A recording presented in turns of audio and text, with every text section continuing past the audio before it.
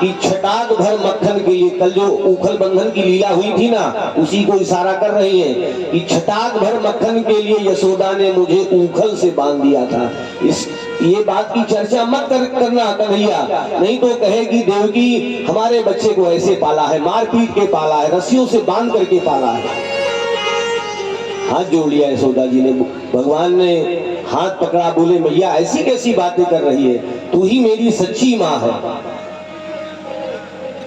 रात्रि व्यतीत हुई।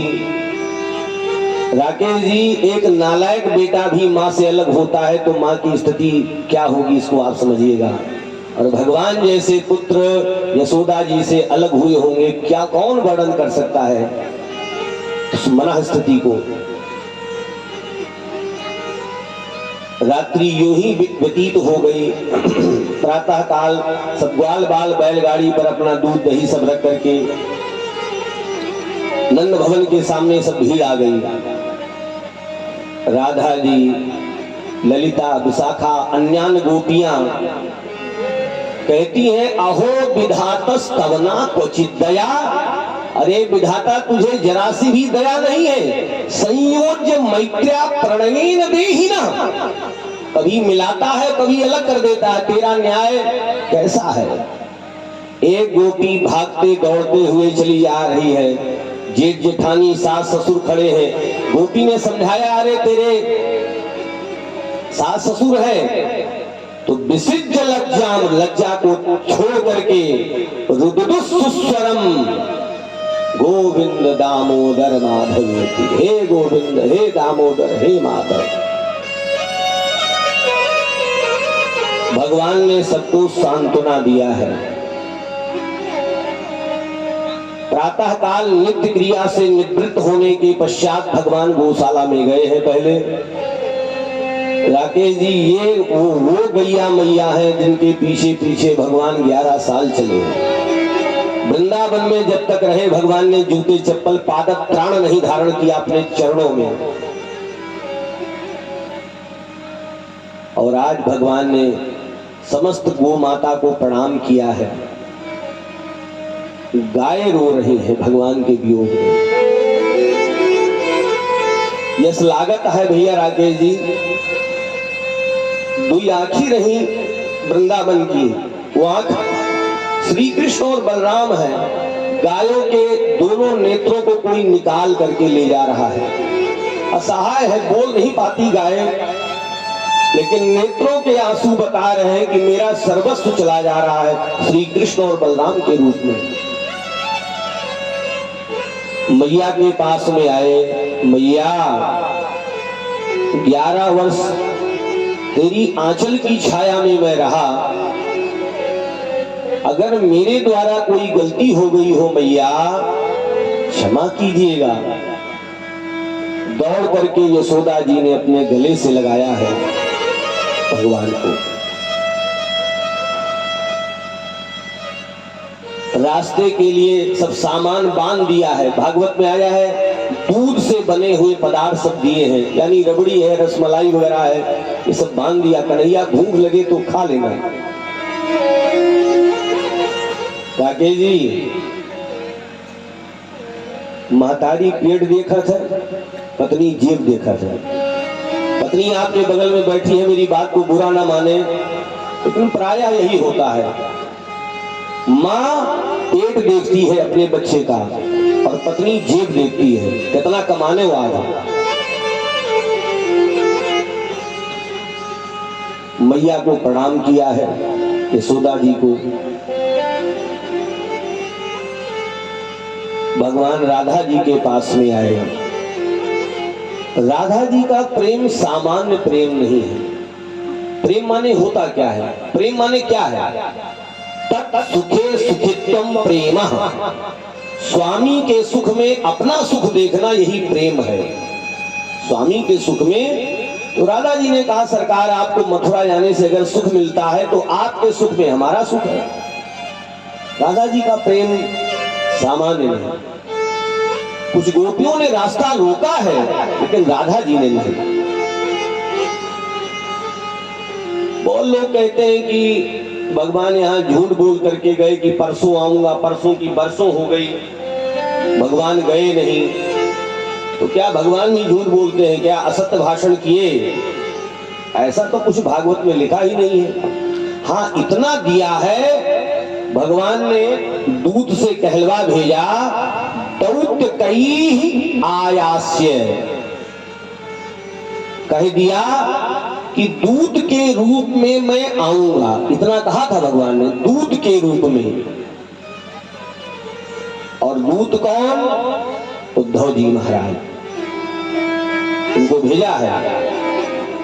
और भगवान के अनन्य हैं, ये भक्त हैं, सखा हैं, चचेरे भाई भी लगते हैं उद्धव जी महाराज, इनको भेजा है, दूत आएगा मेरा। और भगवान जैसे सांवरे हैं वैसे उद्धव जी महाराज हैं, भगवान के उतारे हुए वस्त्र धारण करते हैं, बड़ा प्रेम करते हैं प्रभु से। ये नहीं कह के गए कि मैं आऊंगा परसों, ये सब नहीं कहा, ये भागवत में दिया नहीं है। और अब सबको प्रणाम करते हुए दोनों भैया श्री कृष्ण बलराम रथारूढ़ हुए और कहा, काका अब रथ यहां से अब जल्दी से चलाइए, क्योंकि अब ये रुदन प्रारंभ हो जाएगा तो मैं जा नहीं पाऊंगा। और भगवान का रथ वृंदावन छोड़ करके चला है। हमारे महाराज जी बताया करते थे कि कौन कहता है, कहा करते थे, बोले कौन कहता है कन्हैया यहां से चला गया वृंदावन से? वृंदावनम परित्यज्य पादमेकं न गच्छति, वृंदावन को छोड़ करके एक चरण आगे नहीं बढ़ाते भगवान। ये जो गया है वो दूसरा कृष्ण है। ये भाव है ब्रजवासियों का, भावग्राही परमात्मा है। पीछे पीछे समस्त गोपियां, मैया यशोदा पीछे पीछे चल रही हैं। आज सर्वस्व गया गोपियों का, संतों ने गाया,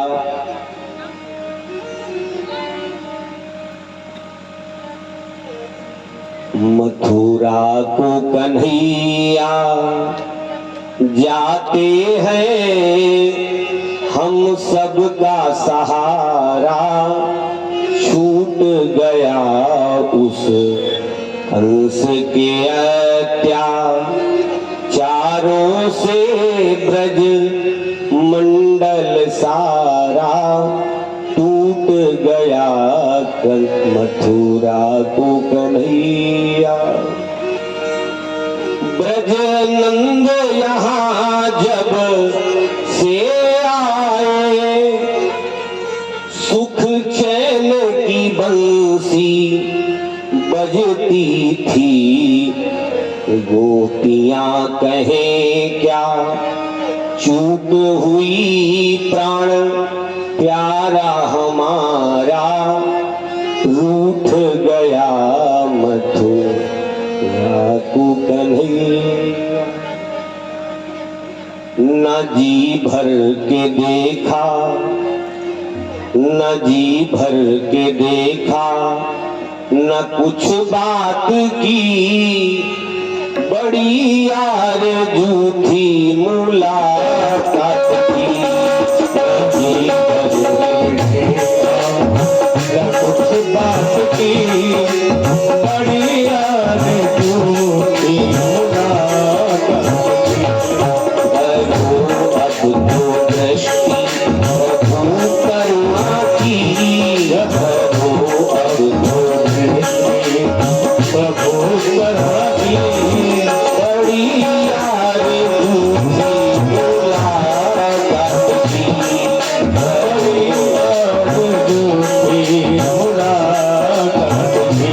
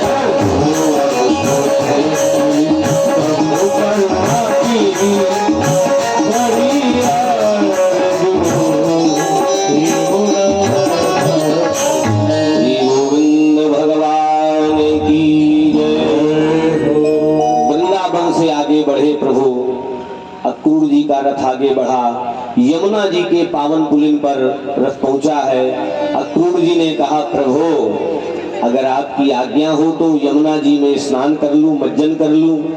तो भगवान ने कहा, काका अवश्य।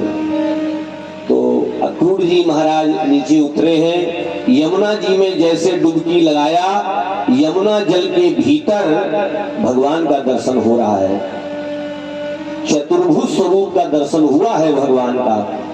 शेष साई नारायण प्रभु के रूप में भगवान का, समझ गए पूर्ण ब्रह्म का अवतार हुआ है।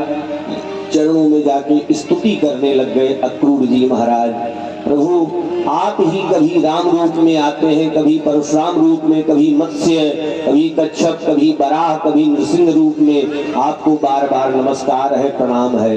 स्तुति में कहते हैं अक्रूर जी महाराज, न तोस्मे हम त्वाखिल हेतु हेतुम नारायणं पुरुषमाद्यमप्यम् यन्नाभिजाता दरविन्दकोशात् ब्रह्मा विरासीत् यत एष लोकः।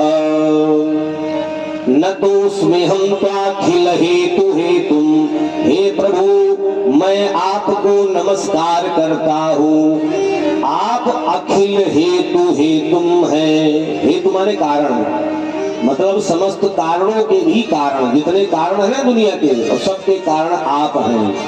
अच्छा, यही बात हनुमान जी महाराज भी तो कह रहे हैं। विष्णु पर्वत के सन्निकट जब हमारे राघव जी आए तो कहा, कहाँ है प्रभु, आप कहाँ रहे हो? जग कारण कारण भव।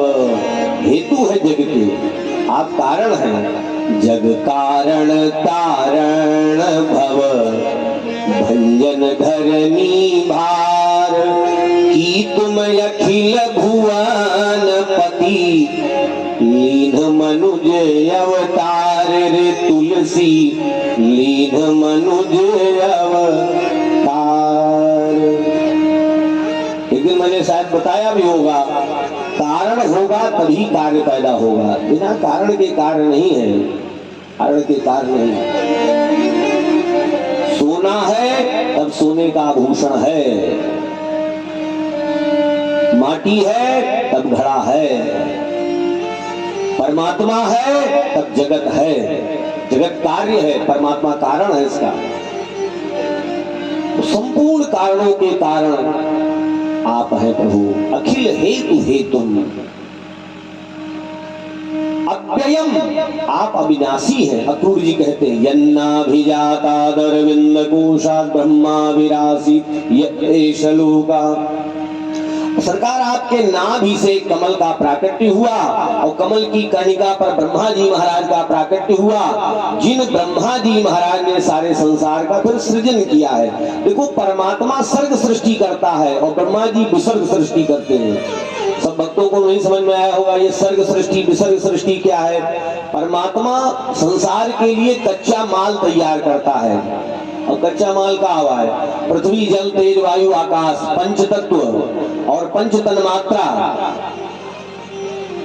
पंच विषय जो है ना, शब्द स्पर्श रूप रस गंध, और इंद्रियों के अधिष्ठात्री देवता, मन की उत्पत्ति, पंच ज्ञान इंद्रियां, पंच कर्म इंद्रियां, ये सब सर्ग सृष्टि भगवान करेगा। ये ब्रह्मा जी के बलबूते के बात नहीं ना कि ब्रह्मा जी कर ले। और सब यही कच्चा माल मिला मिला करके फिर शरीर बनता है। फिर कोई कीट पतंगा, पशु पक्षी, दानव देवता, दानव मानव सब ब्रह्मा जी करते रहते हैं। तो प्रभु, आपके नाभि से कमल का प्राकट्य, कमल की कर्णिका पर ब्रह्मा का प्राकट्य, जिन ब्रह्मा जी ने सारे फिर संसार का आपके द्वारा बनाई हुई सर्ग सृष्टि से विसर्ग सृष्टि का सृजन किया है। ऐसे परम प्रभु को बार बार नमस्कार है, प्रणाम है। और रथ अब आगे बढ़ा है। अच्छा, ये नंद बाबा ग्वाल बाल जो बैलगाड़ी पे गोरस लेके चल रहे थे, ये आगे आगे निकल गए। आप सोच रहे हो रथ से आगे? अरे भाई, यहाँ समय लग गया यमुना जी के किनारे, और ये फिर रथ नंद बाबा ग्वालों का आगे निकल गया। मथुरा के एक अमराई में जाकर के सबका बैलगाड़ी जो आई थी नंद बाबा ग्वालों की, सब वही रोक दिया। मथुरा में कहाँ जाएंगे हम? तो बाहर अमराई है, अमराई माने आम का बाग है, वही रुका है। और अक्रूर जी का भी रथ वही अमराई में पहुंचा। हमारे राम जी भी जब मिथिला पहुंचे थे तो वहां भी अमराई में ही रुके थे। अमराई में कौशिक कहो मोर मन माना, यहाँ रही रघुवीर सुजाना। तो यहीं रुक गए सभी लोग। अक्रूर जी महाराज का रथ बाद में आया और बाद में अक्रूर जी ने भगवान से निवेदन किया, प्रभु हमारे घर चलो, हमारे गृह पधारिए प्रभु। भगवान ने कहा काका अवश्य आएंगे, आपके घर भी पधारेंगे, लेकिन पहले माता पिता को कारागार से मुक्त कर दिया जाए। मैं मेहमानी करता रहूं, आतिथ्य लोगों का ग्रहण करता रहूं और मेरे माता पिता कारागार में हो, ये ठीक नहीं है। काका अभी आप जाएं। विदा किया है अक्रूर जी महाराज को और भगवान यहाँ आए हैं। भागवत जी में आया है कि दूध से बने पदार्थ जो रबड़ी है, रसमलाई वगैरह है, ये सब भगवान ने पाया है। सभी लोग ग्वाल बाल सब लेकर के आए पाए हैं। एक प्रहर दिन और बचा तो भगवान प्रभु श्री कृष्ण सोच रहे कि हम वन में रहने वाले कभी नगर नहीं देखा है। तो बड़े भैया से कहा, बड़े भैया ने नंद बाबा से कहा, नंद बाबा ने कहा अकेले नहीं जाएगा कन्हैया, बलराम तुम ही जाओ, ग्वाल बाल सब साथ में जाओ। और अब दोनों भैया मथुरा नगरी का दर्शन करने के लिए, जैसे रामावतार में हमारे भगवान श्री राम लक्ष्मण, यहाँ ग्वाल बाल और हैं। जैसे सुना है मथुरा के लोगों ने भगवान आ रहे, हल्ला हो गया, अरे वो आ रहे हैं जिन्होंने 7 वर्ष की अवस्था में गिरिराज गोवर्धन को धारण किया। कोई कहते नहीं नहीं, जब इनका छठी उत्सव चल रहा था तो इन्होंने पूतना का वध कर दिया। कोई कहते बत्सासुर का वध करने वाले भगवान आ रहे हैं। चारों तरफ जय जयकार हो रही है मथुरा में और सब दौड़ पड़े हैं भगवान के दर्शनार्थ, जैसे राम जी के लिए धाये धाम का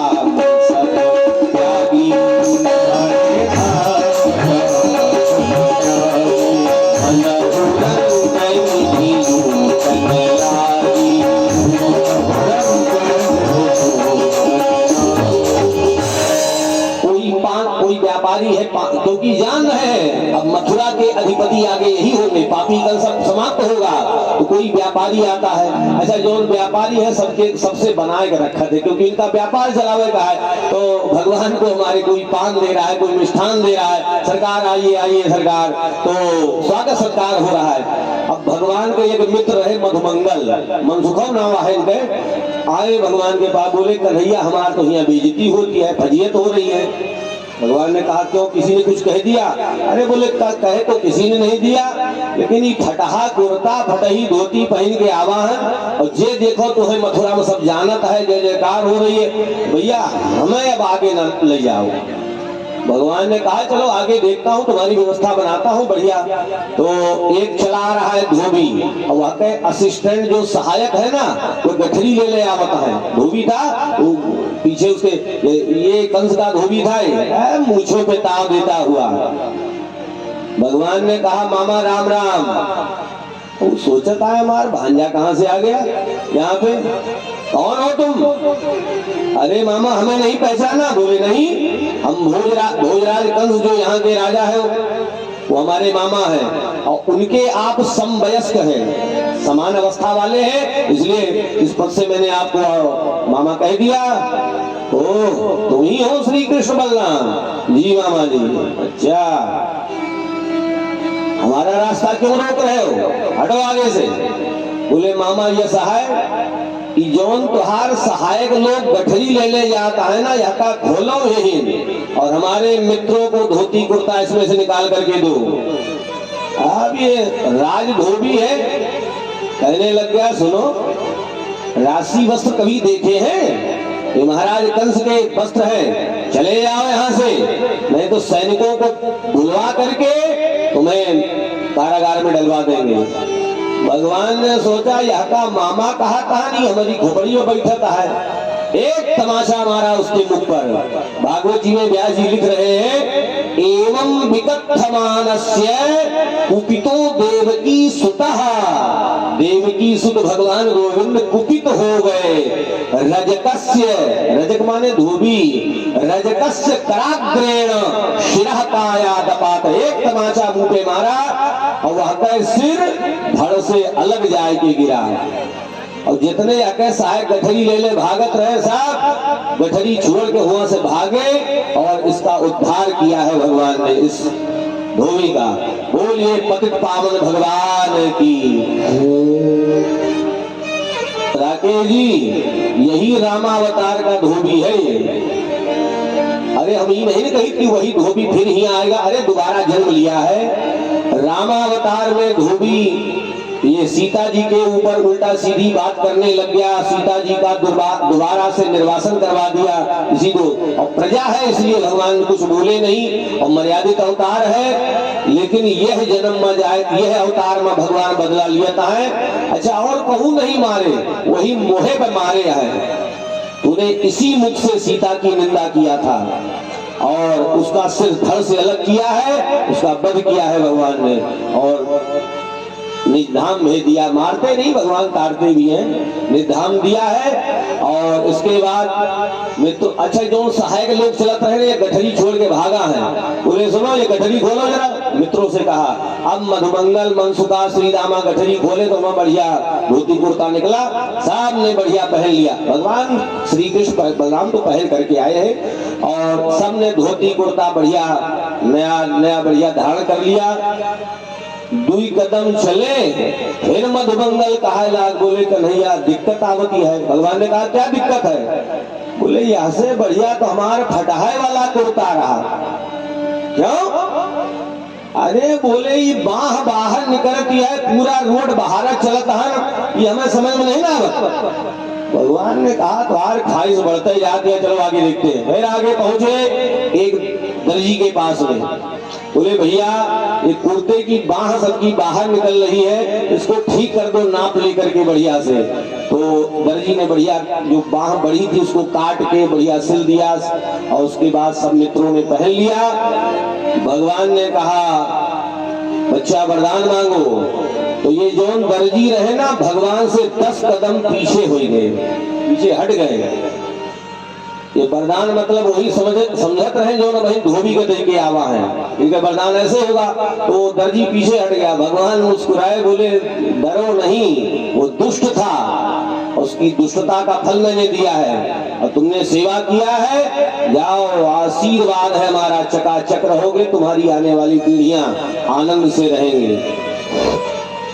इसके बाद आगे बढ़े तो मधुमंगल फिर कहने लग गया, बोले कन्हैया कुर्ता होएगा बढ़िया, धोती होएगा, अब गटई में माला आ जाए तो और बढ़िया हो जाए। भगवान ने कहा ख्वाहिश पे ख्वाहिश, इच्छाओं पर इच्छाएं, चलो आगे देखते हैं। तो एक माली मिले जिनका नाम था सुदामा। ये वो सुदामा नहीं जो आप लोग समझ रहे हैं, ये माली है, वो ब्राह्मण है, इनकी कल कथा होगी। तो सुदामा नाम के माली से कहा सबको माला गले में धारण कराओ, सबके गले में माला धारण कराया।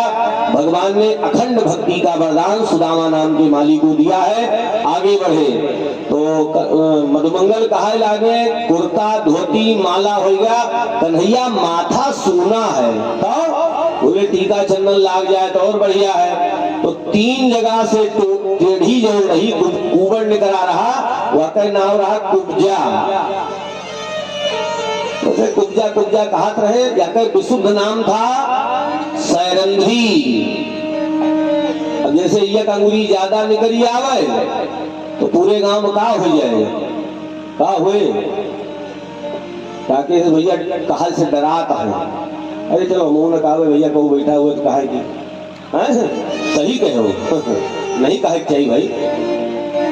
तो वाकई अंगुली अब सब लोग समझ गए होंगे क्या करे वह बताइए। तो और इनके कुबड़ निकली आवा तो सब ही कुब्जा कुब्जा कहला, बाकी विशुद्ध नाम इसका सैरंध्री है। तो ये चली आ रही है, एक पात्र है, पात्र में चंदन, ये चंदन स्वयं बनाती है और उसका चंदन इतना बढ़िया रहता है। भगवान से कहा है प्रभु हमार बनावा चंदन ना मत भावितम भोज पते अति प्रियम, भोजराज कंस को अति प्रियम बहुत भाता है। बढ़िया चंदन घिस करके उसमें अष्टगंध मिला करके, केसर मिला करके, कपूर डाल करके, तब बढ़िया ठंडक वाला चंदन बढ़िया बनाती, महक रहा था वो। भगवान ने कहा है सुंदरी। अब यह 3 जगह कुबड़ करा हुए, वह कहा सुंदरी। तो आई पास में सरकार हमें कुछ कहा, बोले हाँ तुम्हें सुंदरी कहा, ले आओ कटोरा में। प्रभु ये चंदन है, क्या हम सबको लगा दोगी माथे पर? प्रभु मेरा सौभाग्य होगा। सबके मस्तक पे चंदन लगाया है और कटोरा खाली चंदन से। भगवान के पास में मधुमंगल आया, बोले कन्हैया जब से मथुरा टहरे निकला हो थ्री भोकट वाला काम खूब हो रहा है, चार आना कहूँ देव नहीं। अरे बेचारी इसको कुछ दे दो। भगवान ने कहा वो चीज दूंगा मधुमंगल जो किसी ने नहीं दिया हो। जरा बुलाया, वो भागते हुए आई कुब्जा, उसके दोनों पैरों के अंगूठों पर भगवान ने अपने श्री चरण का अंगूठा रखा और उसकी ठोड़ी पर 2 उंगली लगा करके झटका दिया और जैसे झटका दे वाकई ऊबड़ कूबड़ सब गायब हो गया, बिल्कुल सर्वांग सुंदरी हो गई हो। अब वो चेक करती है कहूँ ये हरी भरी हड्डी और निकली हुए, तो डॉक्टर साहब हड्डी रोग विशेषज्ञ खड़ा है। वैसे भगवान की डिग्री फर्जी वाली ना आई, झोला वाली ना है। इंजेक्शन लगा दी तो मन ही मर जाएगा ना। भगवान कहता है सुनो अब तुम्हें जिंदगी में कभी ऊबड़ निकलेगा नहीं। अब भगवान का पीताम्बर पकड़ के कहने लगे सरकार हमारे घर चलो। भगवान ने कहा अभी नहीं, माता पिता को कारागार से पहले मुक्त करना है, अभी जाइए आप।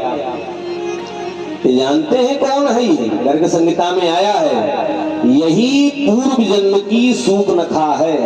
पूर्व जन्म की सूपनखा भागवत में मत ढूंढिएगा, भागवत में नहीं दिया है, गर्ग संहिता में आप पढ़ लीजिएगा। गर्ग संहिता में इसका प्रमाण है, गर्गाचार्य जी महाराज की रचना है गर्ग संहिता। ये सूर्पनखा है,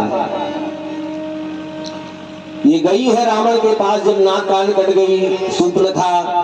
उसके बाद ये कहां गई पता नहीं चला, तो उसमें दिया है ये गई है पुष्कर में। 10,000 वर्षों तक सूर्पनखा ने तप किया है। शंकर जी प्रकट हुए, बताओ क्या चाहिए? बोले राम जी हमें पति रूप में मिल जाए। शंकर जी ने कहा ये कैसे हो सकता है, ये तो वो तो एक पत्नी व्रत है। अच्छा तो हमें तो कोई और दूसरा वरदान चाहिए ही नहीं, हमें तो राम जी चाहिए पति रूप में। तो शंकर जी ने विचारा, बोले चलो ठीक है, यही राम जी द्वापर में श्याम जी होकर के आ रहे हैं, आपको पत्नी के रूप में स्वीकार करेंगे। तब यही सूर्पनखा दोबारा जन्म हुआ, नाम पड़ा शैलेंद्री, और भगवान ने इसको पत्नी के रूप में स्वीकार किया है। बोलिए गोविंद भगवान की। आओ तो सही दरबार में अपनाए जाओगे, निश्चित है, एक नहीं दूसरा जन्म लाग जाए और क्या होगा ज्यादा ज्यादा। सूर्पनखा को भी अर्थात शैलेंद्री को भी भगवान ने अपनाया है। और उसके बाद आगे बढ़े, धनुष यज्ञ जहाँ हो रहा है वहां पहुंचे हैं। ये परशुराम जी का धनुष था। अब ये सब कथाएं बहुत विस्तार से है। एक बार ये दिग्विजय करता हुआ गया, महेंद्राचल पर्वत को उठा लिया है। तो परशुराम जी महाराज वहां तप कर रहे थे, बड़े क्रोधित हुए, युद्ध के लिए ललकारता है कंस। बलवान तो था ही, 10,000 हाथियों का बल था। तो परशुराम जी ने कहा बच्चा इस धनुष पे प्रत्यंचा को चढ़ा करके दिखाओ। तुरंत उसने डोरी चढ़ा दिया धनुष पर। बोले अच्छा ठीक है, इसको ले जाओ, ये धनुष जो तोड़ेगा वो तुझे छोड़ेगा नहीं, ले जाओ। परशुराम जी का धनुष और लेकर आया, वही धनुष यज्ञ चल रहा था और भगवान श्री कृष्ण बलराम जाके पहुंचे, रक्षक लगे हुए थे। और भगवान अभी 11 वर्ष के हैं, तो रक्षसों से कह रहे, रक्षक लोग जो हैं कहने लग गए मामा अगर तुम्हारा आज्ञा हुए तो हम धनुष उठाई। अब सोचा उन लोगों ने कि ये क्या बालक उठाएंगे, 11 वर्ष के हैं। लेकिन भगवान ने तुरंत धनुष को उठा दिया, डोरी चढ़ा दी, प्रत्यंचा को खींचा, डोरी को खींचा, धनुष के 2 खंड हो गए। अरे राम राम, कितने बलवान हैं ये श्री कृष्ण। और एक खंड दिया बलराम जी को, दूसरा खंड भगवान कृष्ण ने लिया, मार मार के सैनिकों को यहाँ से भगा दिया, उसको समाप्त कर दिया। अब ये सैनिक भागते हुए जो बचे थे गए कंस के पास में। प्रभु भोजराज ने कहा क्या हुआ? बोले अब आपके जिंदा रहे वाली गारंटी खत्म। बोले क्यों? बोले धनुष टूट चुका है। यही तो कहा था परशुराम जी ने, जो धनुष को तोड़ेगा वो तुझे छोड़ेगा नहीं, उसी के हाथों तेरा वध होगा। डर गया है, इतना भयभीत हुआ, कंस को भगवान ने कोई ऐसा नहीं उठा पटक करके मारा हो, धनुष चलाया हो, जैसे राम ने रावण के ऊपर 31 बाण चलाया था, अंत में दिया है। लेकिन भगवान ने ऐसा कुछ किया नहीं, केवल ऊंचे मंच से उठा के फेंक दिया, मर गया। का इतना कमजोर रहा। कंस की मृत्यु पद हुआ है भगवान के भय से मृत्यु हुई है। ये मेरा काल आ गया, अभी भय से मृत्यु हुई है। दाल आवत रही हो मां जीरा पड़ा रहा है, करिया चीज में भगवान का देखता है। याद करो, भय से याद कर रहा है तब भी मुक्त हो जाएगा। ये भय से भगवान, काली छाया में भगवत दर्शन हो रहा है कंस को। ये कृष्ण है। और इधर भगवान रात में वहां का नींद नहीं आवत कंस का, और भगवान लौट करके आए, नगर दर्शन करके आए, और यहाँ फिर वही दूध से बने पदार्थ, रबड़ी आदि, रसमलाई, ये सब भगवान ने सेवन किया। उनका भोजन नहीं हजम हुआ, हमारे सरकार रसमलाई रबड़ी छानता है। बोलिए गोविंद भगवान की। और इधर प्रातः काल हुआ, नंद बाबा ग्वालों को लेकर आगे बढ़े, और भगवान श्री कृष्ण बलराम अब रंगभूमि के लिए आगे बढ़ रहे हैं। रंगभूमि जहां पर ये धनुष यज्ञ, वो जहां पर ये मल्ल युद्ध होगा, बड़े बड़े, और चारों तरफ से दर्शक बैठे हुए हैं, जैसे आज का स्टेडियम, चारों तरफ से दर्शक बैठे हैं। ऊपर ऊंचा मंच है जिसपे भोजराज कंस विराजा है, बैठा है, और भगवान प्रवेश द्वार पे ही कोलिया पीठ हाथी खड़ा है। महावत भगवान ने कहा है, महावत हाथी हटाओ, अंदर जाएंगे। यमन अम्बष्ठाम्बष्ठमार्गं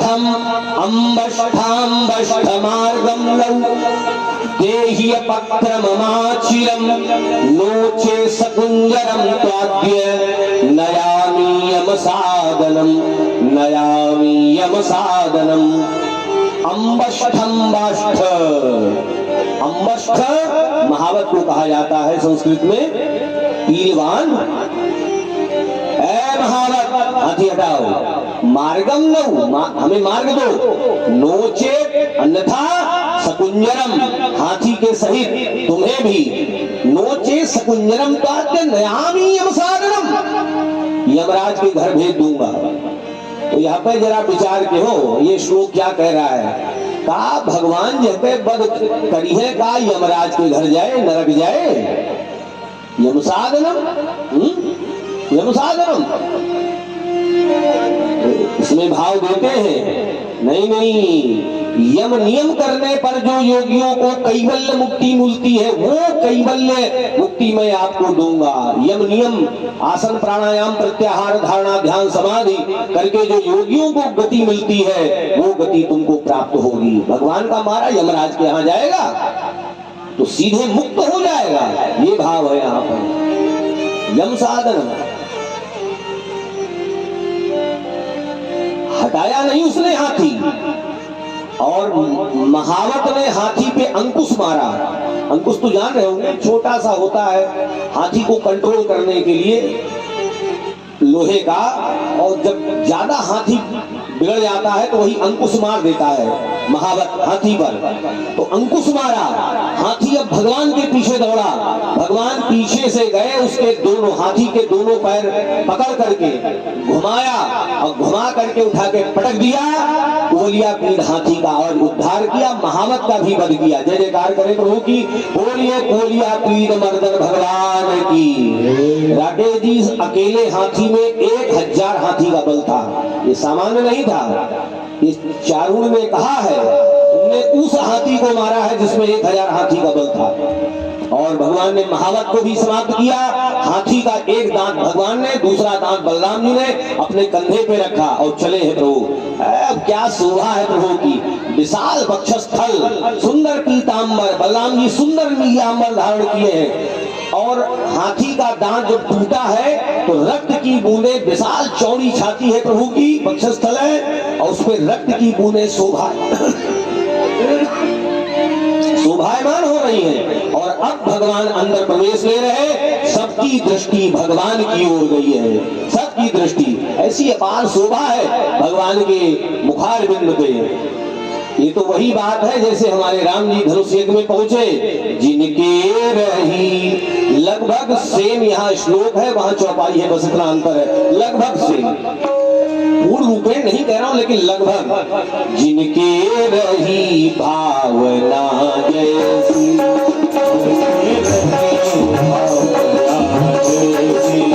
जिनके रही भावना जैसी,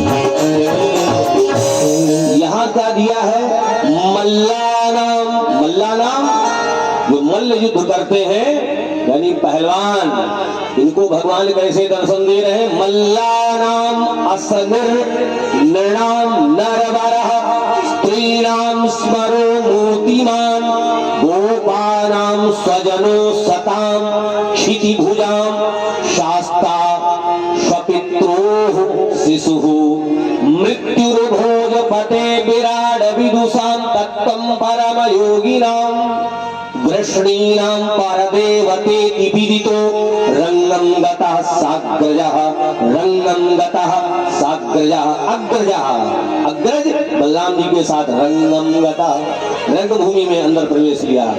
मल्लानाम, समझिएगा, मल्लानाम असनिर नृणाम नरवरः, असनी, असनी माने होता है वज्र, भगवान इन पहलवानों को वज्र के समान शरीर वाले, ऐसा विशाल वज्र के समान कठोर शरीर, ऐसा दर्शन कर रहे हैं वो पहलवान लोग। ये दुष्ट है ना पहलवान, मुष्टिक आदि, सल तोसल आदि, ये सब इनको भगवान का शरीर ऐसा लग रहा है वज्र तुल्य है, वज्र समान।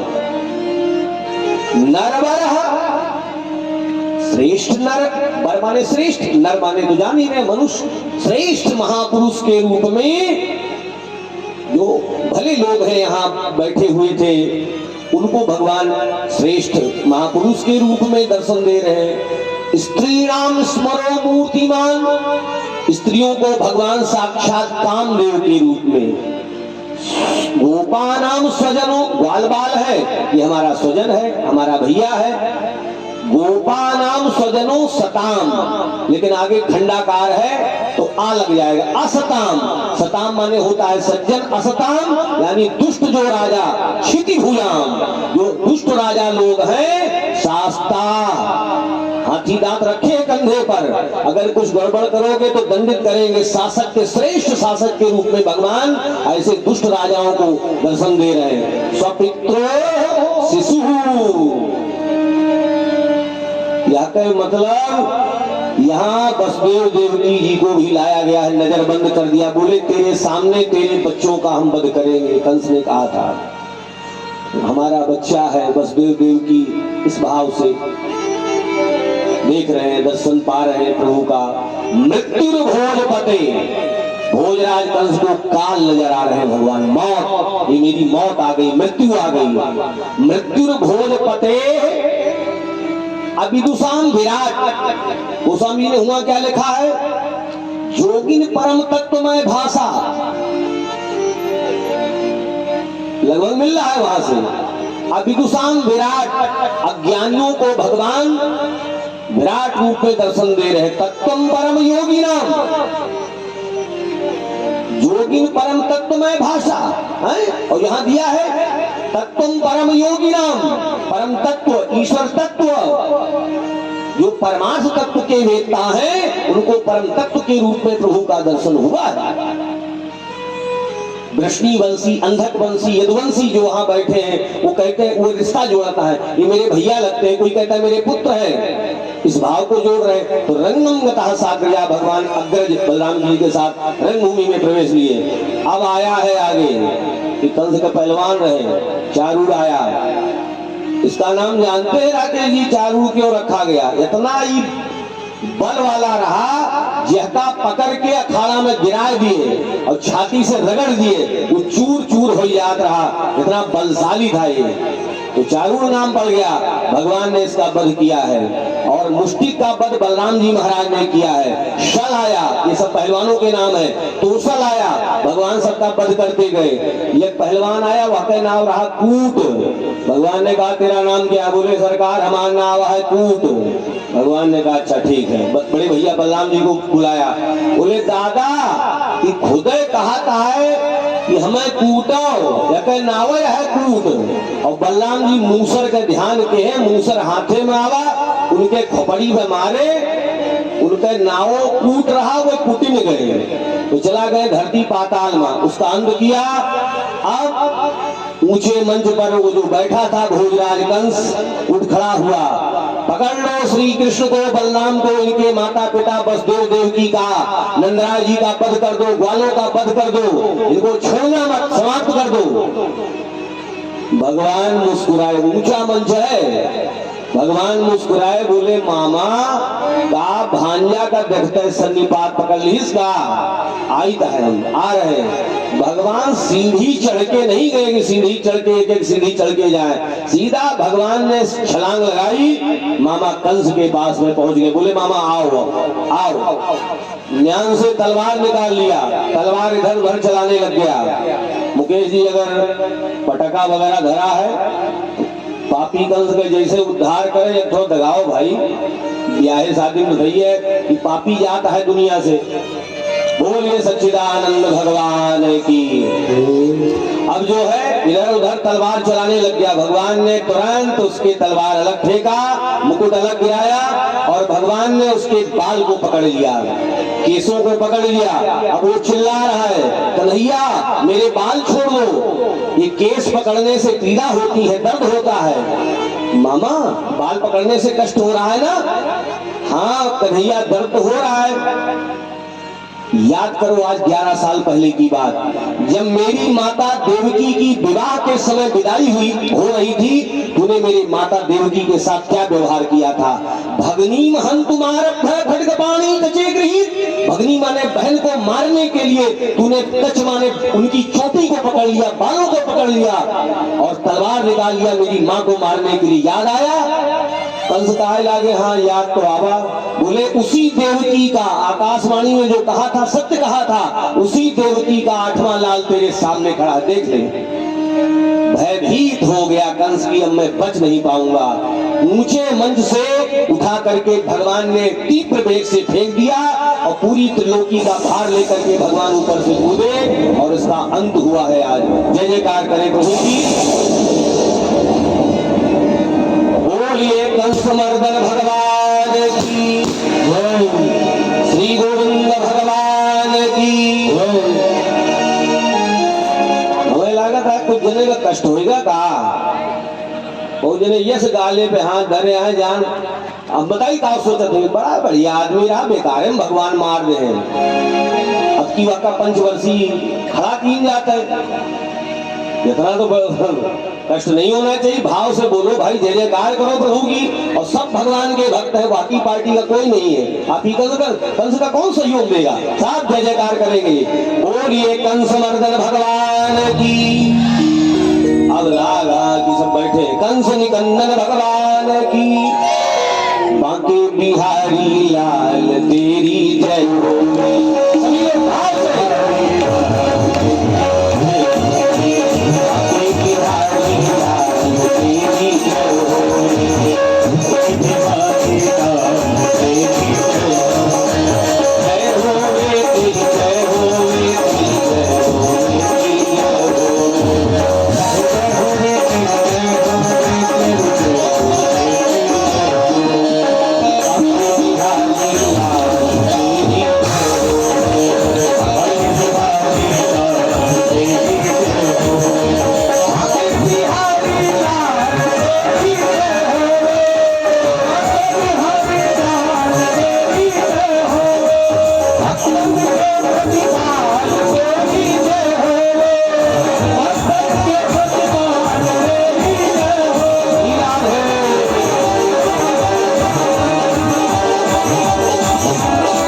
सभी लोग भाव से भगवान का नाम नहीं ले रहे, माताएं हाथ नहीं उठाएंगी।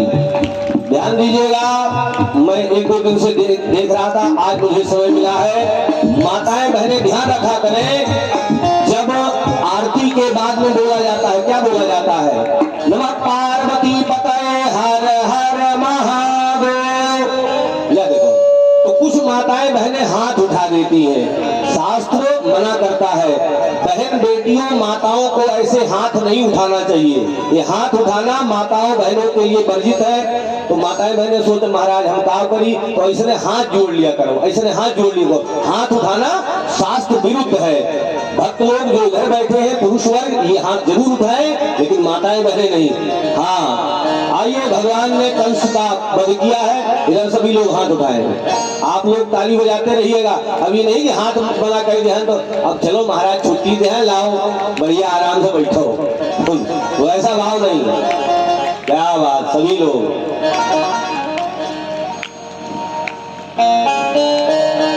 भाव के साथ सभी लोग ताली बजाएंगे।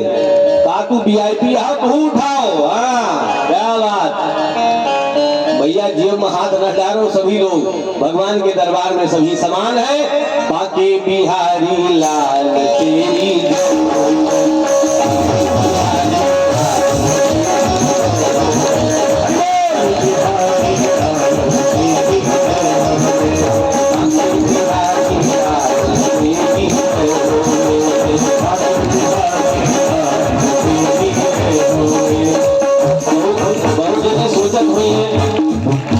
नीचे करो, कहाँ महाराज देखा था, बहुत लोगों ने ऊपर करो, भगवान के दरबार में सब बैठे हैं। बाके बिहारी लाल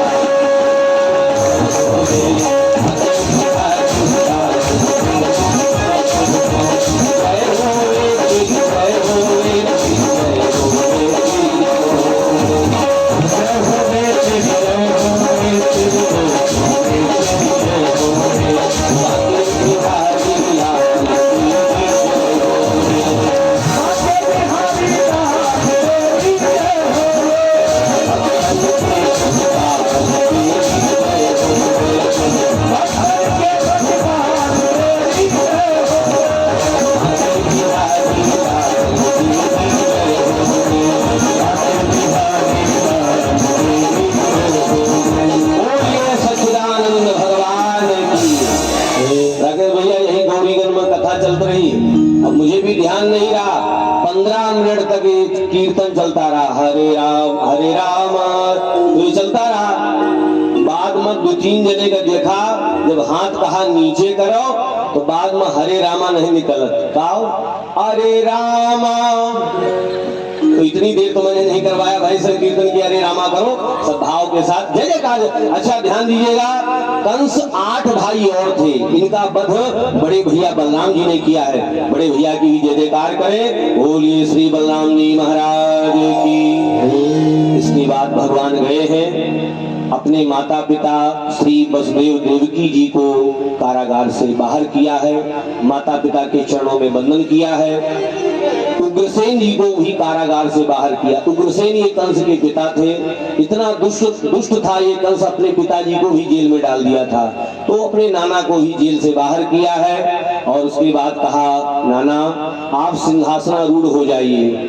नाना जी ने मना किया, बुढ़ापे में क्या करूंगा, लेकिन भगवान ने कहा नहीं, हम यदुवंशियों को श्राप है, हम गद्दी पर नहीं बैठ सकते, आपके सेवक बन करके रहेंगे। तो भगवान का आदेश हुआ, तो उग्रसेन राजा हुए हैं। और इसके पश्चात भगवान आए हैं नंद बाबा के पास में। अभी नंद बाबा जी रुके हैं, नंद बाबा के पास में आए, बोले बाबा लौट जाओ वृंदावन।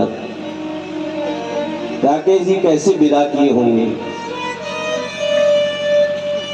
नंद जी कहने लगे, कन्हैया क्या हुआ, तू नहीं चलेगा क्या? बाबा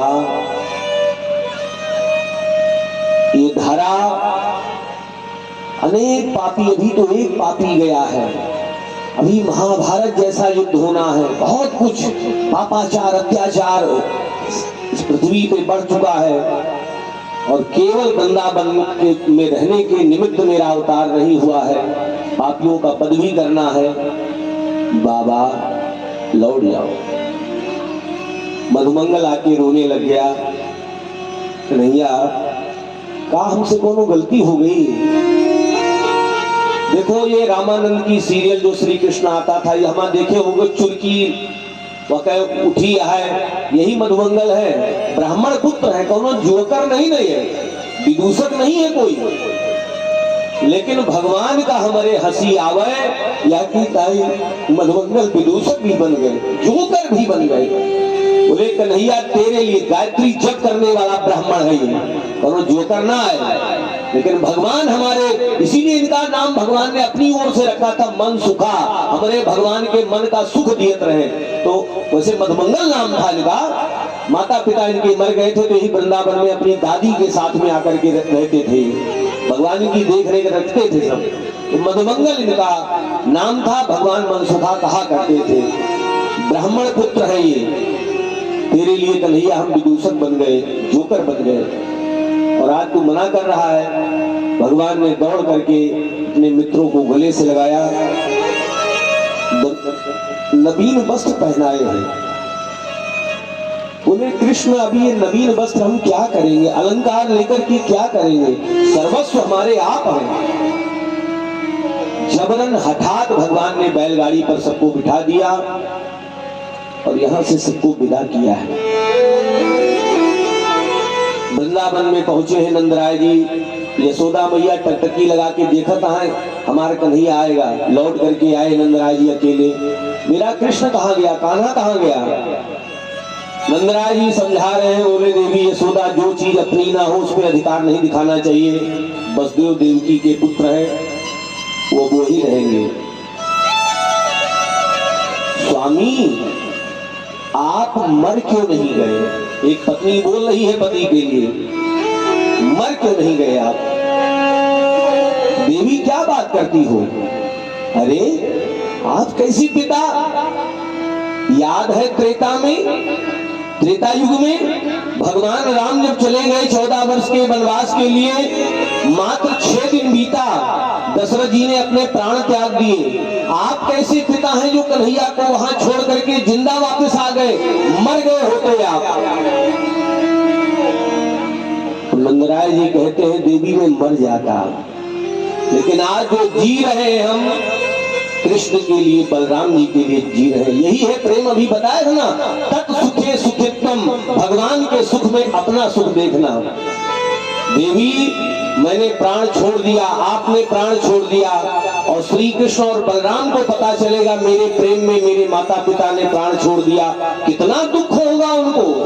हम जिएंगे यशोदा अपने सुख के लिए नहीं, हमारे जिंदा रहने से कन्हैया सुखी रहेगा, इसलिए हम जीवन धारण करेंगे। क्या प्रेम रहा है इन सब ग्वाल बाल गोपियों का भगवान श्री कृष्ण के प्रति। जीवित रहेंगे लेकिन अपने सुख के लिए नहीं, भगवान सुखी, हमारे जीवित रहने से उनको सुख मिलेगा, इसलिए हम जिंदा जीवित रहेंगे। आ गए नंदन जी अपने नंद भवन में। आइए इसके बाद भगवान का यज्ञोपवीत संस्कार हुआ है, गर्गाचार्य जी महाराज के द्वारा सांदीपनी गुरु के आश्रम में भेजे गए हैं अवंतीपुर, जिसको वर्तमान में उज्जैन कहा गया है। 64 दिन में 64 कलाओं के ज्ञाता हुए भगवान, और उसके बाद मरे हुए गुरु पुत्र को ला करके जीवित करके भगवान ने वापस दिया है। गुरु जी ने आशीर्वाद दिया और उसके बाद आ गए मथुरा।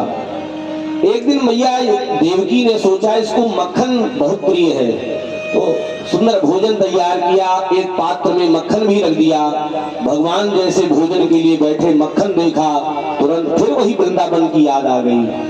भवन में जाके रोने लग गए। उद्धव जी आ रहे हैं। उद्धव जी का कौन है, यमन वृषणीनां प्रवरो मंत्री कृष्णस्य दैतः सखा शिष्यो बृहस्पते साक्षात् उद्धवो बुद्धिसत्तमः। देवगुरु बृहस्पति जी महाराज के शिष्य है, ज्ञानी है, इसमें कोई शंका नहीं। बुद्धिसत्तमः, परम बुद्धिमान है। दैतः सखा, भगवान श्री कृष्ण के बड़े अंतरंग सखा हैं। आए, चचेरे भाई भी लगते हैं, मंत्री भी है। तो देवकी जी ने कहा उद्धव पुत्र तेरा सखा है वो, इसको समझाता क्यों नहीं, ये क्यों रोता है, हमारे प्रेम में कोई कमी है। उद्धव जी महाराज जाके पहुंचे, प्रभु क्या है सब ये? आप कहते हो मोह नहीं करना चाहिए, स्वयं मोह करते हो आप। भगवान सोच रहे हैं वाह रे उद्धव, तुझे मोह और प्रेम में अंतर नहीं पता है, इतना बड़ा ज्ञानी हो गया। उठ करके भगवान पहले तो उद्धव को गले से लगा के रोते हैं।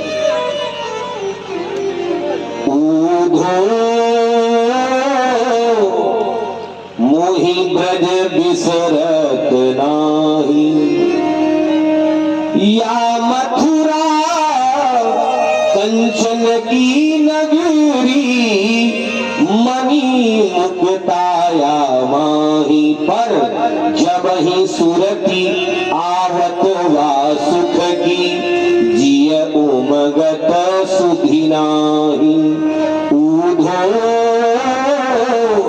मोहि ब्रज बिसरत नाही। उद्धव जी समझाते मोह ना कीजिए सरकार। बोले नहीं। क्यों रोते हैं आप? भगवान ने कहा वो लोग रोते हैं, ब्रजवासी रोते हैं तो मुझे रोना आता है। मेरा तो नियम है ये, यथा माम प्रपद्यन्ते तांस तथैव भजाम्यहम्।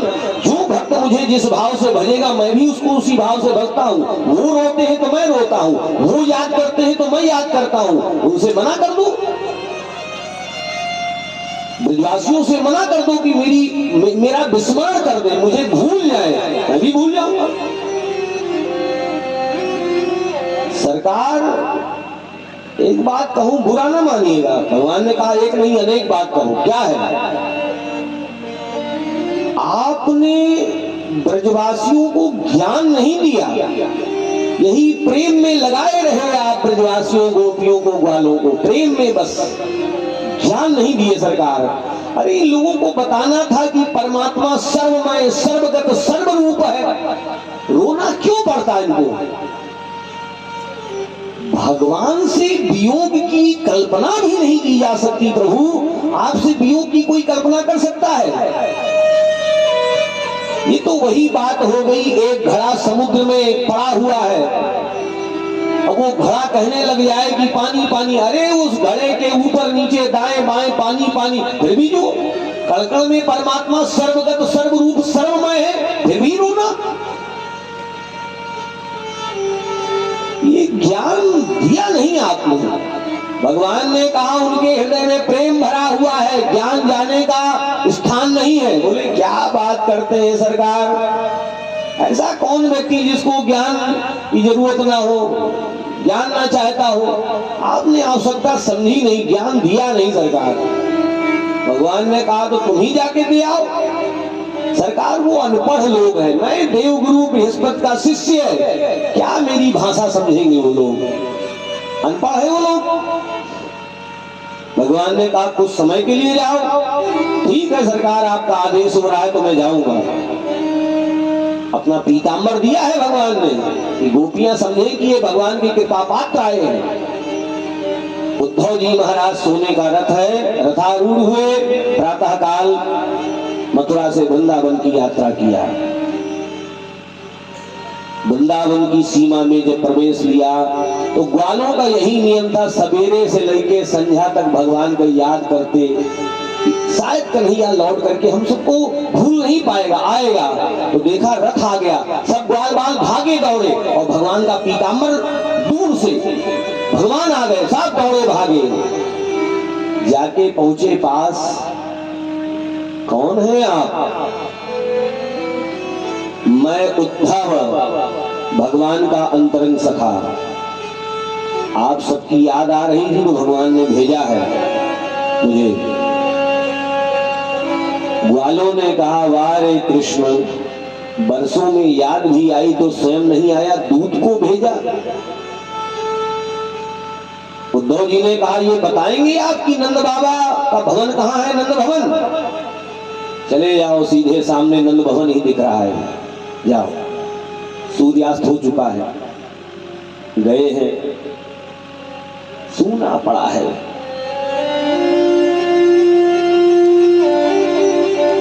नंद बाबा के सेवक आगे बढ़े, 9 लाख गायों के स्वामी हैं नंदराय जी महाराज। सेवक आगे बढ़े, रस्सी उतारा है, चरण धोया गया, सेवकों के द्वारा उद्धव जी का भोजन आदि कराया है। अब रात हो गई है, उद्धव जी बैठ गए, नंद बाबा बैठ गए, यशोदा जी बैठ गई। उद्धव बताओ हमें सच सच, क्या मेरी कभी याद करता है कन्हैया? अपिस्मरति नः कृष्णो। अच्छा मेरी छोड़ो उद्धव, अपनी मैया यशोदा का कभी स्मरण होता है? मातरम सुहृदः सखी गोपान व्रजम चात्मनाथम गावो वृंदावनम गिरिम। इन गायों की, वृंदावन की, गिरिम गोवर्धन की कभी स्मरण होता है? उद्धव जी ने कहा नंदराज जी उनके लगे और कोनो काम है नहीं, आप लोगों की याद करते हैं बस और रोते रहते हैं। उद्धव जी से नंदराज जी ने कहा उद्धव सच बताना, क्या कभी कृष्ण आएंगे वृंदावन? सच सच बताना। उद्धव अगर ये पता चल जाए हमें श्री कृष्ण कभी नहीं आने वाले वृंदावन, तो यहाँ कोई जिंदा नहीं पाओगे आप। अगर हमें ये पता चल जाएगा कृष्ण कभी नहीं आएगा तो कोई यहाँ जीवित नहीं रहेगा। केवल एक आस में हमने प्राणों को रखा है कि कभी कृष्ण आएंगे, उनके मुखारविंद का हम सभी दर्शन पाएंगे।